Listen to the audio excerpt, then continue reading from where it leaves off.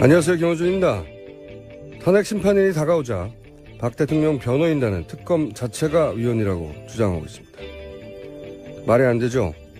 특검 임명장을 수여한 당사자가 바로 박 대통령이고 특검 조사에 협조하겠다는 약속까지 했었습니다. 또 변호인단은 헌재에서 탄핵이 만약 인용이 되면 유엔사나 국제사법재판소에 제소할 것이며 국제사법재판소가 있는 네덜란드 헤이그에 현지 한인 변호사들과 소송을 준비 중이라고 했습니다. 실소를 금치 못할 말입니다. 국제사법재판소는 국가 간 분쟁을 다루는 것이죠. 박 대통령이란 국가와 헌법재판소란 국가 간의 분쟁이 났나요? 국제사법재판소는 이런 사안을 아예 받아주지도 않습니다. 네덜란드 헤이그에서 활동 중인 현지 한인 변호사 누가 국제사법재판소에서 특정 국가의 탄핵 결과를 다시 심판해준다고 했답니까?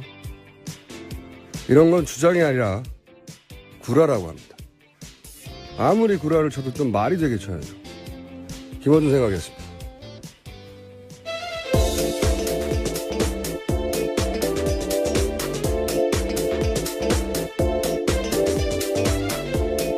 시사인의 김은지입니다. 네. 국제사법재판소. 네네. 박 대통령 변호인단이 워낙 그동안 뻥을 세게 쳐서 웬만한 뻥은 제가 면역이 돼 있어요. 이건 정말 여태 뻥 중에서도 정말 군계일 뻥이다 이건 정말. 국제사법재판소에서 헌재판 이게 제가 보기에는 가짜뉴스의 소재로 제공하는 것 같긴 한데 여기는 국가 간 분쟁을 다루는 거거든요. 영토 분쟁이나. 예, 그런 사실을 알고도 일부러 그런 주장을 할 가능성이 큽니다. 가능성이 큰 게 아니고 당연한 거죠. 예. 변호사가 한 얘기인데. 이거 외교적 분쟁을 다루는 건데 박사모가 정부는 모르겠어. 그럼 제소를 할 수 있죠. 근데 박사모가 정부라 하더라도 제소할 상대가 없잖아요. 그렇잖아요. 국가 간 분쟁인데. 참네. 탄핵 인용되면 박 대통령은 그냥 개인이에요. 그렇죠. 네, 전직 공무원이에요, 공무원. 그 국제사법재판소를 비판하는 사람 중에 개인, 단체, 기업들 제소를 안 받아준다고 비판하긴 하는데, 아예 이 국제사법재판소가 생긴 이래로 재판 결과를 다 공개하거든요. 홈페이지 가보면 46년인가 47년부터 재판을 시작했는데, 영국 대 알바니아인가요? 국가 대 국가예요, 전부 다. 당연하죠. 그러라고 생긴 건데. 제가 만약에 화성에 제가 소유한 주상 복합 건물이 있습니다. 뭐 이런 말을 했다고 쳐요. 그러면 기사에 그냥 실어줍니까? 말도 안 되는 소리라고 하지. 그게 이거는 언론이 그냥 받아 써주는 게 말이 안 되는 거예요. 말이 안 되는 주장을 했는데. 더구나 법을 가장 잘 아는 변호사가. 게다가 더 웃긴 거는 헤이그에서 활동 중인 현지 한인 변호사들과 소송을 준비 중이라고. 한 발 더 나간 뻥이죠, 이게. 정말 가짜뉴스의 그 행태를 그대로 띠고 있는 것 같습니다. 그러니까요. 헤이그에서 활동 중인 현지 이런 말을 하면, 아, 그래요? 헤이그에 활동 중인 현지 변호사 사무실 연락처 좀 달라고 기자들이 물어봐야죠. 있을 리가 있습니까, 이런 사람이? 아, 정말. 최순실 씨 같은 경우에도 유엔 인권위에다가 자기 인권 침해 당했다고 제소한다 그랬었거든요. 그러니까 이제 가짜뉴스의 소재이고 네. 부당하다는 걸 말하려는 건데 이런 얘기를 하면 되물으면 되잖아요. 헤이그 한인 변호사는 누군가요? 한 번만 물어보면 됩니다. 나올 리가 없거든요. 설사 헤이그에 활동 중인 현지 한인 변호사가 있을 수 있다 하더라도 더군다나 그 사람은 여기에 이 탄핵 결과를 가지고 국제사법재판소에 갈 수 없다는 거를 당연히 다 알죠. 그걸 왜 몰라요? 야. 이런 뻥을 칩니까? 이런 뉴스를 그냥 고스란히 실어주는 게 문제예요. 아, 정말. 자, 첫 뉴스는 뭡니까? 네, 국가정보원이 어제 헌재 정보 수집한 사실은 있다라고 인정을 했는데요. 어제 열린 국회 정보위에서 이병호 국정원장이 밝힌 바라고 김병기 더불어민주당 간사가 브리핑했습니다. 그러니까 헌재를 담당하는 조직과 인력 존재하고 정보 수집 행위 있었다 이렇게 인정을 한 거죠. 정보 수집은 했는데 사찰을 안 했다? 네, 그렇게 해명하고 있습니다. 왜냐면요, 사찰이라고 하면 도청을 하든 미행을 하든 그런 게 있어야 하는데 절대 그런 건 없었다. 이렇게 이병호 원장이 주장하고 있거든요. 사찰의 정의가 도청과 미행이에요. 카톡 보면 어떻게 돼요? 카톡. 문자를 보거나 통화 내역을 확인하거나. 예전에 그 이탈리아 해킹팀의 제품, 해킹 네, 제품. RCS요. 예. 예. 그 제품은 뭐 한다고 하고 했습니까? 네. 그리고 이유가 더 재밌어요, 이유. 아니, 헌재 재판소를 왜 정보 수집을 하느냐 했더니 이제 대공, 뭐 이런 얘기 했는데, 헌재 공산당이 있다는 얘기입니까? 뭐 대공이 왜 나와요, 여기서. 대단히 웃긴 변명이라고 생각이 드는데, 국가정보원이 아니라고 할 때, 국가정보를 압수수색을 한다든지 뭘 할 수가 없잖아요. 예. 이렇게 부인하겠죠, 당연히. 네, 허용된 범위에서만 여기도 한정해서 인정하고 있어가지고요. 쉽지 않습니다, 압수수색.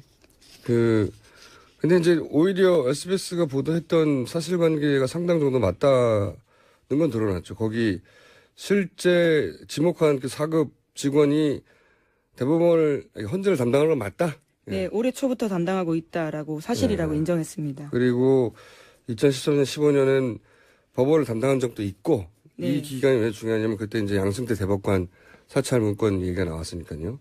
사실관계는 맞았어요. 예. 근데 하지만 사찰은 하지 않았다. 정보 수집만 했다. 술 마셨는데 술 마시고 운전했는데 음주운전은 아니다. 뭐 이런 비슷한 네. 얘기죠. 다만 양승태 대법관 사찰 문건 관련해서는 그 직원이 관계없다 이렇게 밝히기도 하긴 했는데요. 그 직원이 관계없다고 한 건지 예. 그 대상이 양승태 대법관이 아니라고 한 건지는 모르겠으나 여하간 뭐 의뢰 예상했듯이 부인했습니다. 예, 네, 속칭 국정원 법조팀 있다라는 거죠. 네. 자, 다음 뉴스는요? 네, 특검 관련된 뉴스인데요. 특검이 김영재 원장의 부인인 박채윤 씨가 지난해 초 우병우 전 수석의 부인과 여러 차례 통화한 기록을 확보했다고 합니다.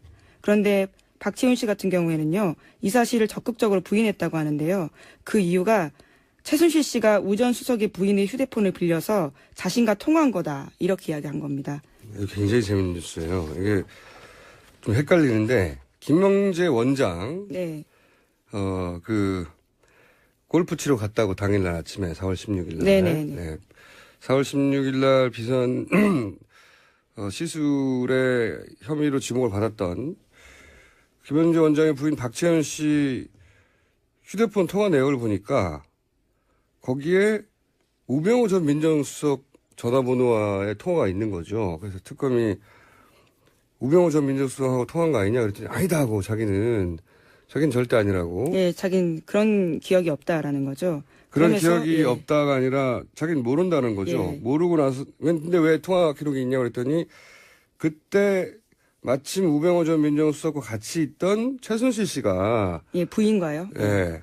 부인과 우병우 전 민정수석의 부인과 같이 있던 최순실 씨가 그때 그 부인의 폰으로 나한테 전화를 한 거다.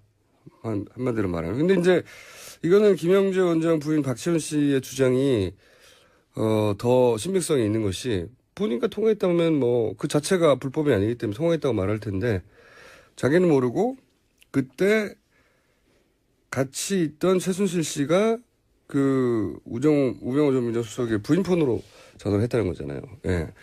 이게 재밌는 게 우병우 전 민정수석의 부인은 최순실 씨를 아는데 우병우 민정수석은 모른다고 한 게 되는 거 아닙니까? 뭐 이렇게 장모도 되면. 지금 모른다고 네. 하고 있고요. 장인은 최태민 씨하고 절친이라고 이제 그런 증언이 나왔고. 예. 장모는 최순실 씨하고 40년 전부터 이제 봉사단. 봉사단. 예. 그때부터 알았던 사이라고 이제 증언이 나오고 있죠. 사진도 나왔고. 우병우 민정수석의 결혼식에 최태민 씨가 왔다고도 증언이 나왔고. 그리고 이번에는 이제 우병우 민정수석 부인이 최순실 씨와 가깝다라고 하는 정황이 나왔는데 우병우 민정수석만 몰라요. 최순실을. 온 가족이 속인 겁니다. 장인, 장모, 부인 모두가 최순실을 안다는 사실을 다 속인 거죠. 예. 굉장히 재밌는 기사입니다. 네. 앞으로 이거는 이제 검찰 특수본에서 더 추가 조사를 하겠죠. 예, 왜냐면요. 특검에서 더 수사를 진행할 수 없었던 게요. 이 휴대폰이 그러니까 대포폰이었다고 합니다. 그래서 이영선 행정관이 개통해 준 건데 사건이 터지고 버리라라고 해서 실물을 확보하지 못해서요. 더 수사를 진행하지 못했다고 합니다. 실물을 확보하지 못했지만 통화 기록이 남아 있으니까요. 예. 네, 추가 수사가 검찰에 의해서 우병우 민정수석 팀을 만들었다고 하니까 굉장히 재밌는 단신인데 재밌는 뉴스입니다. 그러니까 이제 우병우 민정수석의 가족 중에 우병우 전 민정수석의 이제 가족 중에 본인만 모르는 거예요. 네, 일관되게 모른다고 하고 있죠. 자, 다음 뉴스는요. 네, KBS가 메인 뉴스에서 최순실 게이트, 박근혜 게이트 관련된 특검 수사 결과 발표를요, 한 꼭지만 처리했다고 미디어 오늘이 보도했습니다. 그리고 대신해서 같은 날 북한 보도만 10꼭지를 했다고 해서요, 대비되고 있고 이에 대해서 KBS 내부에서도 비판이 나오고 있다는 겁니다. 특검 수사 결과 발표를 모든 언론이 크게 받았는데 여기는 한 꼭지인데 그것도 8번째인가 9번째 뉴스였고요. 예, 나머지는 다 북한 뉴스. 북한 뉴스가 10꼭지. KBS 뉴스를 보면 곧 전쟁이 납니다, 우리가. 이게 이제 권력이 아직 살아있다는 방증이죠. KBS가 이러는 건. 예. KBS가 뭐 북한 뉴스가 10배가 중요하고 특검 관련 발표는 10분의 1밖에 안 된다고 스스로 판단했겠어요. 네. 뉴스 데스크가 아직 권력 하에, 영향력 하에 있다는 거죠. 원래 이 부정한 권력 스스로 물러나는 법이 없습니다. 자, 다음 수는요. 네, 또 특검 관련해서요, 박영수 특검의 부인이 관련 집회로 혼절하는 사태까지 빚어졌다고 CBS가 보도했습니다. 특검 관계자 말에 따르면 지병을 앓고 있던 박 특검 부인이 집회로 인한 스트레스를 받으면서 결국 쓰러졌다라면서요. 잠시 외국으로 나가는 방안까지 검토 중이다. 이렇게 밝혔습니다. 그러니까요. 이건 경찰이 뭐 하나 몰라요. 예전에 세월호 관련해서 집회가 있으면 세월호 그 노란 리본 있지 않습니까? 그것도 압수했었어요. 경찰이. 근데 이 방맹이 들고 지금 특검 집 앞에서 휘두르는데 그냥 준다는 거 아닙니까? 이게 말이 안 되는 거죠. 네. 이 배지를 뭘 합니까? 그것도 압수했었는데 지금 경찰은 이 친박 집회에 대해서 대단히 관대한 건 명백한 사실이에요. 예. 역시 권력이 아직 살아있다는 방증 중에 하나죠. 다 수사에는 다 입건해야죠. 당연히. 네, 또 특검 같은 경우에도요. 가처분 신청했거든요. 집회 금지해달라고요. 27일에 했는데요. 그 신문 같은 경우에는 6일에 열렸습니다. 그리고 아직까지도 결과가 나오지 않는데 말도 안 되는 거죠. 예, 이런 건 빨리빨리 해줘야 되는 이익이 있음에도 불구하고 가처분 심리인데도 굉장히 느리게 진행되고 있는 거죠. 일부러는 다 권력이 아직 살아있다는 겁니다. 예, 박 대통령의 권력이. 자, 다음 뉴스는요. 네, 김종인 전 더불어민주당 비대위 대표가 어제 탈당의 뜻을 공개적으로 표시했습니다. 그리고 나서 기자들과 만나서 대선 출마를 배제하지 않느냐라는 질문에 대해서는 그건 마음대로 생각하시라라고 이야기를 했고요. 또 새로 교섭단체를 만들려고 하는 정황도 보인다고 합니다. 간만에 대선 읽긴 뉴스가 나네. 이 김종인 전 대표 관련 뉴스는 항상 개헌이라는 단어를 세트로 읽어줘야 되는데 한번 얘기를 제가 며칠 전에 한 것 같은데 개헌 이슈는 원래 개헌을 고리로 친박, 친문 제외 다 모여라 이거였거든요. 제3지대니 뭐 빅텐트니. 그러다가 이제 탄핵 국면에서 이게 바뀝니다. 친박은 포함하는 걸로. 자유한국당, 바른당, 국민의당이 공동으로 개헌 전선을 만들어서 민주당 후보와 대결구를 만든다. 이렇게 바뀌어 가고 있는 중이에요. 왜냐하면 지금 현재 민주당 세가 워낙 지지율이 잘 나와서 근데 이제 자유당, 바른당, 국민당만으로는 200석이 안 되거든요. 개헌선. 여기에 그래서 민주당의 비문 세력이 합해져야 된다. 그러면 200석이 넘어가요. 개헌선이. 그 비문의 구심점이 김종인 전 대표다. 그래서 계속 김종인 전 대표를 거론해 왔던 건데 이제 그림은 김종인 전 대표가 그러면 이 비문 세력을 이끌고 탈당을 해서 본인만의 세력을 만들어서 그러기를 바라는 사람들이 있겠죠. 네. 그리고 나서 민주당 대 나머지 세력의 그 고리를 개헌으로 잡는 거죠. 이렇게 전선을 만들려고 하는 건데 이제 그 과정에서 특별한 주자가 없으면 본인이 직접 그 연대 대선 주자가 될 수도 있는 거 아니냐. 뭐 이런 전망이 나오는 거고요. 근데 정치인이 이제 큰 그림을 그리는데 그리고 그 큰 그림 속에서 자기 뜻을 펼치겠다는 게 나쁜 게 아니죠. 모든 정치인이 다 그렇게 하죠. 예. 근데 제가 이 탈당 뉴스 관련해서 재밌었던 대목은 국론이 양분되어서라고 하던데 우선 국론이 양분이 비율이 안 맞아요. 예, 8대2예요. 양분이 아니고. 근데 어쨌든 본인이 그래서 국민 대통합을 이루겠다. 이게 탈당의 명분이에요. 국민 대통합. 설사 국론이 5대5로 양분되었다고 해도 본인이 뭐라고 국민 대통합을 합니까? 여러 당을 국민 대통합의 상징성이 본인한테 없는데 저는 이 명분이 좀 웃깁니다. 네. 국민 대통합이 필요하다고 쳐도 그게 왜 본인이에요? 네. 하여튼 김종인 전 대표 관련 뉴스는 항상 개헌을 키워드로 같이 읽어줘야 됩니다. 네. 여기까지 하고 자 또 특검이나 최순실 관련 뉴스는 없나요? 예, 최순실 씨가요, 이번에는 장관 인사까지도 개입했다라는 서울신문 보도가 있는데요. 장관 인사뿐만이 아니라 대사, 금융권까지도 손을 뻗쳤다라는 건데, 이임순 순천향대 교수 공소장에 따르면요, 이 교수는 서창석 서울대병원장 등을 통해서 보건복지부 장관, 교육부 장관, 식약처장, 베트남 대사 후보까지 물색해서 최순실 씨에게 추천했다라는 겁니다. 이게 제가 보기에는 말이죠. 박근혜 대통령 그 변호인단이 최근에 들어서 이제 박근혜 대통령의 입장이라고 계속 주장하는 그리고 최후 진술, 최후 변론 내용도 그렇지만 박 대통령은 최순실 추천으로 단 한 명도 임명한 적이 없다는 게 이게 입장이거든요. 헌재에 낸 입장이고요. 근데 이제 보면은 우리가 너무나 잘 아는 그 유명한 김종 전 차관부터 이임순 순천향대 교수 추천으로 들어갔다는 거 아닙니까? 본인이 인정했고 양자가 인정했어요. 예. 그러면 이임순 교수만 아는 사람을 대통령이 어떻게 알았죠? 김종 차관 같은 경우에는 하정희 순천향대 교수의 추천도 있었던 하정희. 걸로. 예. 예. 참. 그리고 차은택 씨는요? 예, 차은택 씨는 스스로 밝히고 있습니다. 최순실 씨 추천을 받아서 베트남 단장이 됐다고요. 대사는요. 베트남 대사도 최순실 인정했는데 서창석 서울대 병원장을 또 이임순 교수가 추천했다는 거잖아요. 예, 주치의로요. 그리고 차은택 씨가 추천한 사람 때 있지 않습니까? 자기 스승, 삼촌. 예. 네네. 장관 교문수석 됐잖아요.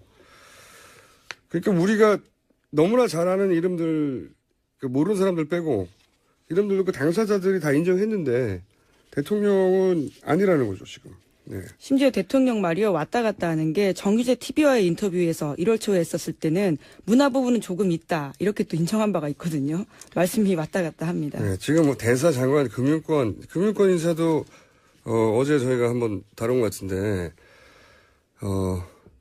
그 독일에서 예. 신용장을 개설해서 무역회사한테나 주는 신용장을 개설해서 정유라 대출을 해줬던 그 양반을 위해서 그러니까 사기업의 인사에도 개입을 했다는 정황이 나왔잖아요. 네, 이상화 KB 본부장이죠.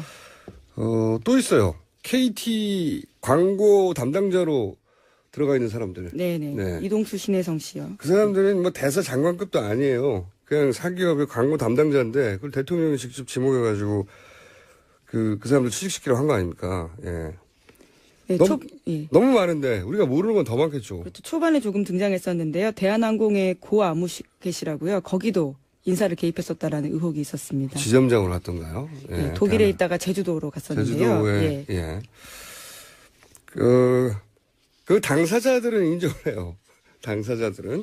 그리고 추천하는 사람들도 내가 추천했다고 하고 그리고 자기가 추천하는 사람이 결국 임명되는 걸 보고 깜짝 놀랐다. 뭐 이런 얘기 계속 나오는데 네. 임명권자는 아니라고 하는 거죠. 예. 나는 단 한 사람도 그렇게 한 적이 없다. 예. 말이 안 되는 거죠. 예. 그러면 어떻게 알았대요?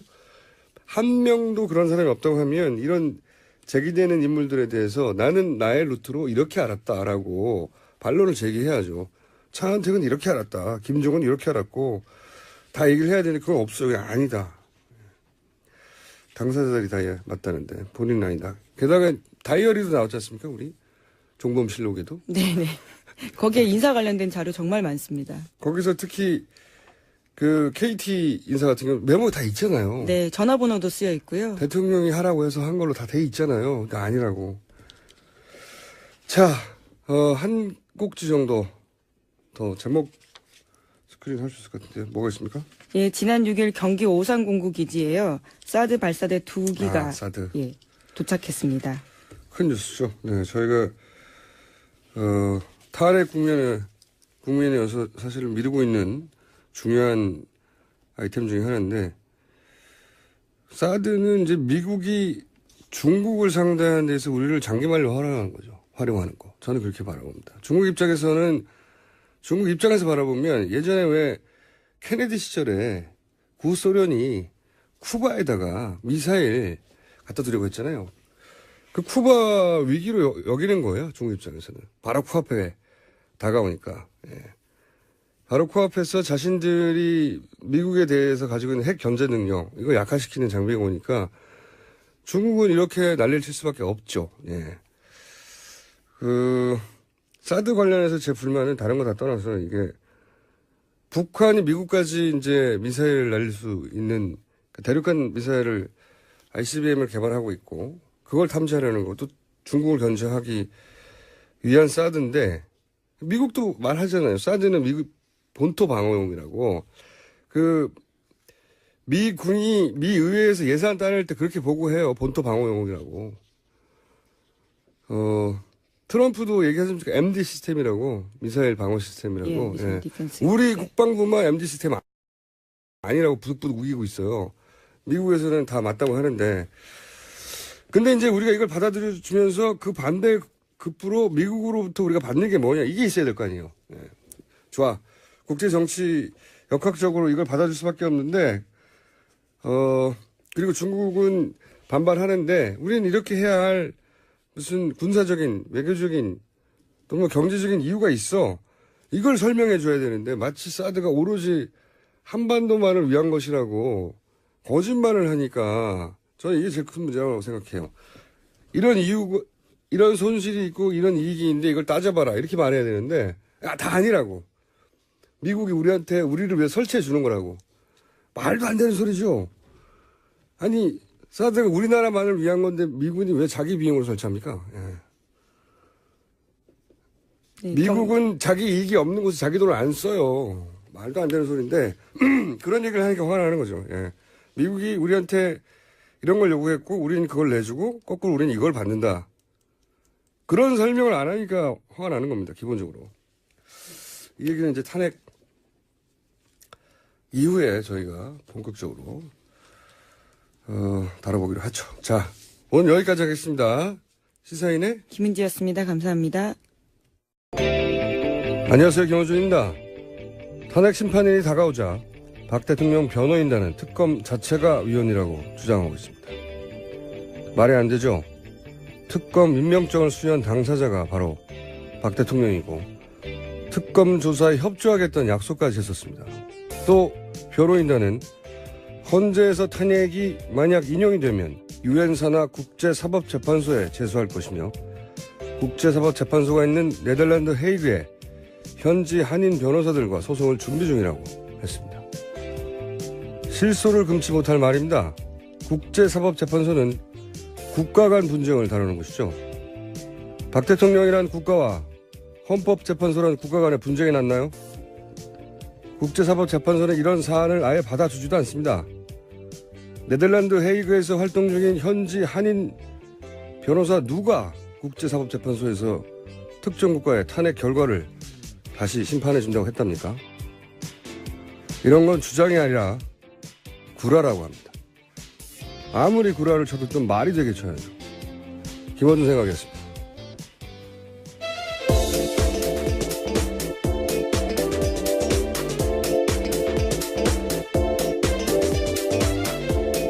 시사인의 김은지입니다. 네. 국제사법재판소. 네네. 박 대통령 변호인단이 워낙 그동안 뻥을 세게 쳐서 웬만한 뻥에는 제가 면역이 돼 있어요. 이건 정말 여태 뻥 중에서도 정말 군계일뻥이다 이건 정말. 국제사법재판 사무실 연락처 좀 달라고 기자들이 물어봐야죠. 있을 리가 있습니까 이런 사람이? 아 정말. 최순실 씨 같은 경우에도 유엔 인권위에다가 자기 인권 침해 당했다고 제소한다 그랬었거든요. 그러니까 이제 가짜뉴스의 소재이고 예. 부당하다는 걸 말하려는 건데 이런 얘기를 하면 되물으면 되잖아요. 헤이그 한인 변호사는 누군가요? 한 번만 물어보면 됩니다. 나올 리가 없거든요. 설사 헤이그에 활동 중인 현재 한인 변호사가 있을 수 있다 하더라도 더군다나 그 사람은 여기에 이 탄핵 결과를 가지고 국제사법재판소에 갈 수 없다는 거를 당연히 다 알죠. 이걸 왜 몰라요? 야, 이런 뻥을 칩니까? 이런 뉴스를 그냥 고스란히 실어주는 게 문제예요. 아, 정말. 자, 첫 뉴스는 뭡니까?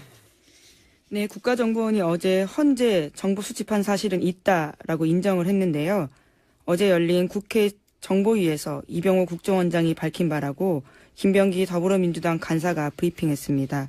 그러니까 헌재에서 헌재를 담당하는 조직과 인력 존재하고 정보 수집 행위 있었다 이렇게 인정을 한 거죠. 정보 수집은 했는데 사찰 안 했다? 네, 그렇게 해명하고 있습니다. 왜냐면요, 사찰이라고 하면 도청을 하든 미행을 하든 그런 게 있어야 하는데 절대 그런 건 없었다. 이렇게 이병호 원장이 주장하고 있거든요. 사찰의 정의가 도청과 미행이에요. 카톡 보면 어떻게 돼요? 카톡. 문자를 보거나 통화 내역을 확인하거나. 예전에 예상했듯이 부인했습니다. 예, 네, 속칭 국정원 법조팀 있다라는 거죠. 네. 자, 다음 뉴스는요? 네, 특검 관련된 뉴스인데요. 특검이 김영재 원장의 부인인 박채윤 씨가 지난해 초 우병우 전 수석의 부인과 여러 차례 통화한 기록을 확보했다고 합니다. 그런데 박채윤 씨 같은 경우에는요, 이 사실을 적극적으로 부인했다고 하는데요. 그 이유가 최순실 씨가 우 전 수석의 부인의 휴대폰을 빌려서 자신과 통화한 거다. 이렇게 이야기한 겁니다. 이거 굉장히 재밌는 뉴스예요. 이게 좀 헷갈리는데, 김영재 원장, 네. 골프 치러 갔다고 당일날 아침에 4월 16일 날. 네네네. 네. 4월 16일 날 비선, 시술의 혐의로 지목을 받았던 김영재 원장의 부인 박채연 씨 휴대폰 통화 내역을 보니까 거기에 우병우 전 민정수석 전화번호와의 통화가 있는 거죠. 그래서 특검이 우병우 전 민정수석하고 통화한 거 아니냐 그랬더니 아니다 하고 자기는 절대 아니라고. 예, 자긴 그런 기억이 없다라는 거죠. 그런 그러면서, 기억이 예. 없다가 아니라 자기는 모른다는 거죠. 예. 모르고 나서 근데 왜 통화 기록이 있냐고 그랬더니 그때 마침 우병우 전 민정수석과 같이 있던 최순실 씨가 예, 부인과요. 예. 부인과 우병우 전 민정수석의 부인과 같이 있던 최순실 씨가 그때 그 부인의 폰으로 나한테 전화를 한 거다. 한마디로 말하면. 근데 이제 이거는 김영재 원장 부인 박채원 씨의 주장이 더 신빙성이 있는 것이 본인과 통화했다면 뭐 그 자체가 불법이 아니기 때문에 통화했다고 말할 텐데 자기는 모르고 그때 방송에서 헌재판 이게 제가 보기에는 가짜 뉴스의 소재로 제공하는 것 같긴 한데 여기는 국가 간 분쟁을 다루는 거거든요. 영토 분쟁이나. 예, 그런 사실을 알고도 일부러 그런 주장을 할 가능성이 큽니다. 가능성이 큰 게 아니고 당연한 거죠. 이 예. 변호사가 하는 얘기인데 이 외교적 분쟁을 다루는 건데 박사모가 정부는 모르겠어. 그럼 제소를 할 수 있죠. 근데 박사모가 정부라 하더라도 제소할 상대가 없잖아요. 그렇잖아요. 국가 간 분쟁인데 참네. 탄핵 인용되면 박 대통령은 그냥 개인이에요. 그렇죠. 네, 전직 공무원이에요, 공무원. 그 국제사법재판소를 비판하는 사람 중에 개인, 단체, 기업들 제소를 안 받아준다고 비판하긴 하는데, 아예 이 국제사법재판소가 생긴 이래로 재판 결과를 다 공개하거든요. 홈페이지 가보면 46년인가 47년부터 재판을 시작했는데 영국 대 알바니아인가요? 국가 대 국가예요, 전부 다. 당연하죠. 그러라고 생긴 건데. 제가 만약에 화성에 제가 소유한 주상 복합 건물이 있습니다. 뭐 이런 말을 했다고 쳐요. 그러면 기사에 그냥 실어줍니까? 말도 안 되는 소리라고 하지. 그게 이거는 언론이 그냥 받아 써주는 게 말이 안 되는 거예요. 말이 안 되는 주장을 했는데. 더구나 법을 가장 잘 아는 변호사가. 게다가 더 웃긴 거는 헤이그에서 활동 중인 현지 한인 변호사들과 소송을 준비 중이라고. 한 발 더 나간 뻑이죠, 이게. 정말 가짜뉴스의 그 행태를 그대로 띠고 있는 것 같습니다. 그러니까요. 헤이그에서 활동 중인 현지 이런 말을 하면, 아, 그래요? 헤이그에 활동 중인 현지 변호사, 그 이탈리아 해킹팀의 제품, 해킹. 네, 제품. RCS요. 예. 예. 그 제품은 뭐 한다고 하고 했습니까? 네. 그리고 이유가 더 재밌어요, 이유. 아니, 현재 재판소를 왜 정보 수집을 하느냐 했더니 이제 대공, 뭐 이런 얘기 했는데, 현재 공산당이 있다는 얘기입니까? 뭐 대공이 왜 나와요, 여기서. 대단히 웃긴 변명이라고 생각이 드는데, 국가정보원이 아니라고 할 때, 국가정보원을 압수수색을 한다든지 뭘 할 수가 없잖아요. 네. 이렇게 부인하겠죠, 당연히. 네, 허용된 범위에서만 여기도 한정해서 인정하고 있어가지고요. 쉽지 않습니다, 압수수색. 근데 이제 오히려 SBS가 보도했던 사실관계가 상당 정도 맞다는 건 드러났죠. 거기 실제 지목한 그 4급 직원이 대법원을, 헌재를 담당하는 건 맞다? 네, 올해 초부터 담당하고 있다라고 사실이라고 네. 인정했습니다. 그리고 2013년, 15년은 법원을 담당한 적도 있고, 네. 이 기간이 왜 중요하냐면 그때 이제 양승태 대법관 사찰 문건 얘기가 나왔으니까요. 사실관계는 맞았어요. 예. 근데 하지만 사찰은 하지 않았다. 정보 수집만 했다. 술 마셨는데 술 마시고 운전했는데 음주운전은 아니다. 뭐 이런 비슷한 네. 얘기죠. 다만 양승태 대법관 사찰 문건 관련해서는 그 직원이 관계없다 이렇게 밝히기도 하긴 했는데요. 그 직원이 관계없다고 한 건지 예. 그 대상이 양승태 대법관을 이 아니라고 한 건지는 모르겠으나 여하간 뭐 의뢰